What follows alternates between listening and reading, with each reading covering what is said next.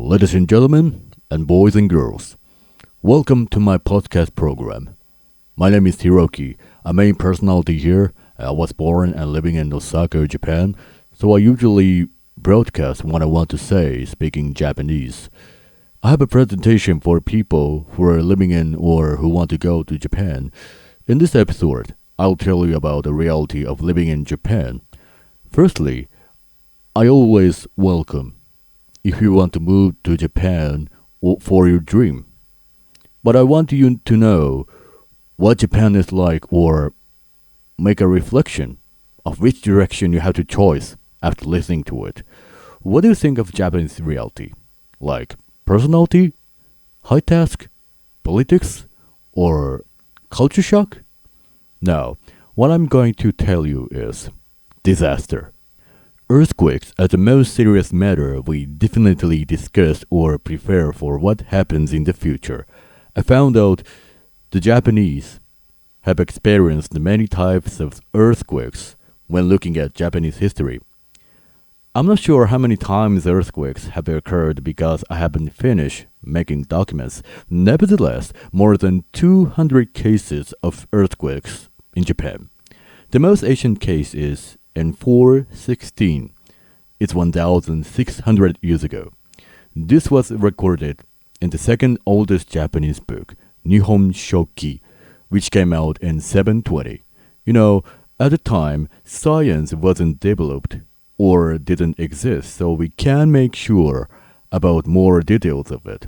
But as time goes by, earthquakes threaten to make us traumatized per 100 years, less than 10 years, or a few years.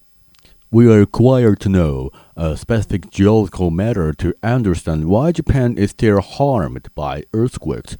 The islands of Japan are close to more than 4 plates surrounded by the ocean, such as the Pacific Plate, the Philippine Sea Plate, the Eurasian Plate, and the North American Plate.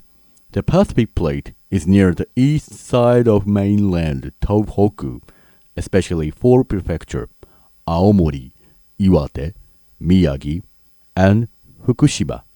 The Philippine Sea Plate is near the South Sea across Nankai, Shikoku, Tokai, and eastern Kyushu area. The Eurasian Plate is near the same area of the Philippine Sea Plate because these 2 plates are like neighborhood each other, and the North American Plate is near Tohoku, in the same position as the Pacific Plate. In 2011, a magnitude of 9.0 hit Tohoku, then a tsunami struck the coast. It connected the worst thing that tsunami reached Fukushima Daiichi nuclear power plant and stopped main power that controls water temperature for avoiding nuclear reaction. Another case, Tohoku area was slightly shaking, but 30 minutes later, tsunami broke much house and killed a lot of people. Iwate had the largest damage, that 18,000 people are killed by tsunami in 1896 in the middle of Meiji era. Most scientists pay attention to the Nankai megatrust earthquake. It is said that earthquake would destroy much of western area, especially in South Wakayama and Kochi province. And if a tsunami ran up in that area, it would destroy all houses and infrastructure. According to a prediction of Dr. Hiroki Kamata, who worked as a professor of geology in Kyoto University, disaster related to Nankai trough have struck the west side of Japan per 100 years, such as Hoei earthquake in 1707, Tokai earthquake in 1854, and Nankai earthquake in 1946. In his analysis, it would occur between 2030 and in 2035. The mechanism is affected by subduction, which is the motion of the tectonic plates. This associates the next disaster with the Eurasian Plate and the Philippine Sea Plate. To focus on these 2 plates, Philippine Sea Plate is sliding beneath the Eurasian Plate, and the Eurasian Plate is pushed by it. Therefore, it can put up with that motion, then push itself against the Philippine Sea Plate, then makes a vibration and reaches a consonant or island, it takes 100 years to charge the energy that shakes ground mostly east of Kyushu, Miyazaki, and the other, Kochi, Wakayama, Mie, and Shizuoka. It would be no problem if the next disaster only arose to shake the ground, but there is another point we have to remember is volcano erupts. You already know Mount Fuji was the most remarkable thing even though you haven't come to Japan. However, Mount Fuji might be unknown as one of the largest volcanoes in Japan. In fact, the motion of tectonic plates affected the most harmful volcano eruption, then spread to Kanagawa and Tokyo 49 days later after the Hawaii earthquake. So why does that happen?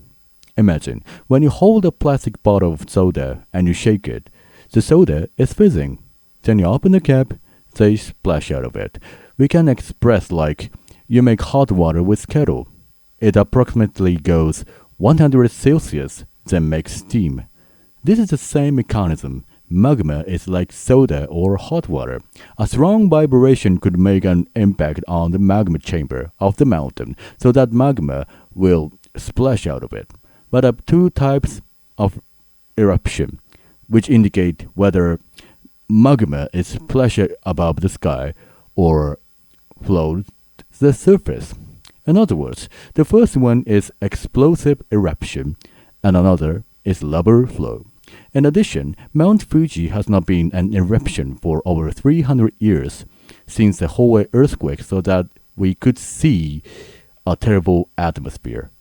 I'm not sure which will happen in the next disaster, but it will be the worst thing in case of an explosive eruption, because islands of Japan are positioned in the area where the wind comes from the west.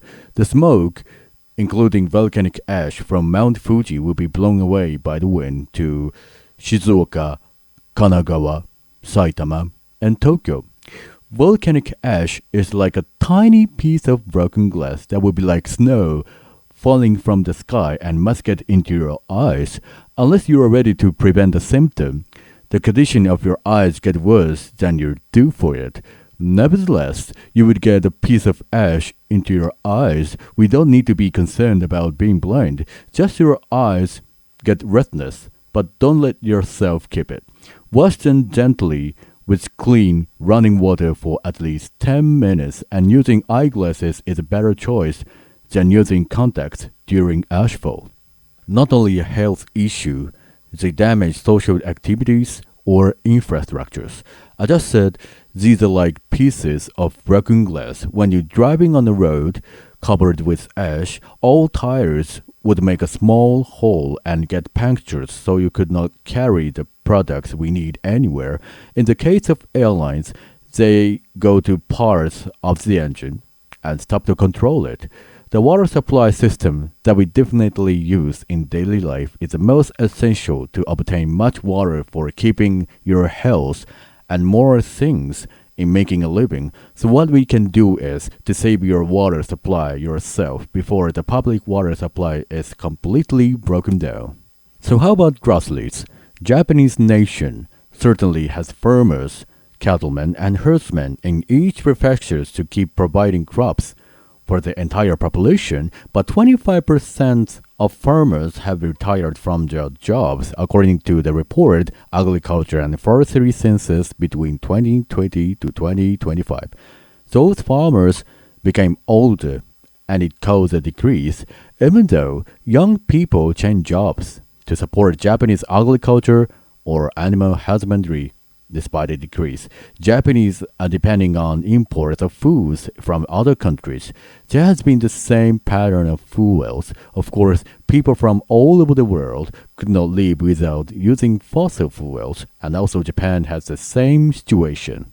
By the way, if the biggest earthquake occurred in the near future, a lifeline would stop being alive.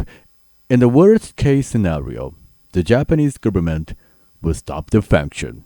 Dr. Hiroki Kamata suggests the second capital concept. It is effective to move several governmental departments to Osaka, Fukuoka, Kyoto, and Hokkaido. To focus on Osaka, a listener who knows Osaka well might wonder, it is possible to move here? He said, there is Uemachi Plateau, whose elevation is 7 to 32 meters. It stretches about 13 kilometers. In America, there's a road to lead the distance from the top of Manhattan all the way down to the bottom. There could be political operations up to the plateau even if the functions of Tokyo were stopped by the disaster. But he must have felt a bit insecure about only integrating a department in Osaka. He rose to other three provinces, like I said. Every technology from great wisdom showed us how to change or improve quality of life. Driving your own car to go to an office, or to take your children to amusement park. The airplane and the radio have brought us closer together, and also the television and internet has connected to bring that away. By two Germans, Fritz Haber and Karl Bosch, who established their chemical invention, now we can get a lot of groceries in a supermarket whenever you want. We all proudly have been praising such statements to enjoy the brightest world we haven't seen. Instead, we are not allowed to forget that many times we were defeated by nature, forever and ever. Although you're extremely disappointed about many things I've mentioned, there is not only one thing that makes us disappointed, that we create and prepare for no matter what our life is threatened is, what do we have to do? Not especially in Japan. Just return to do what our ancestors made ourselves and manage the economy, support each other face to face without high-level technology. Charles Chaplin in the film The Great Dictator filmed in 1940 said, more than machinery, we need humanity. More than cleverness, we need kindness and gentleness. I know it sounds communist. That philosophy is much further than realism, but it's time to consider living on the earth without money, and also it's time to deal with the American dollar now isn't trusted by terrible situations and policy of the government in the USA. Artificial intelligence is also said that it doesn't need to create much money like Elon Musk expected. Many types of disaster would represent a paradigm shift because we must suffer the dystopia that cashless or bills wouldn't function. When you come to Japan, you would suffer and be shocked by such an incident. You want to make your dream come true despite it. I think you might be brave rather than other people. At the end of this episode, I bring a piece of one speech, a world where science and progress will lead to all men's happiness. Soldiers, in the name of democracy, let us all unite. Thank you for listening and have a nice day.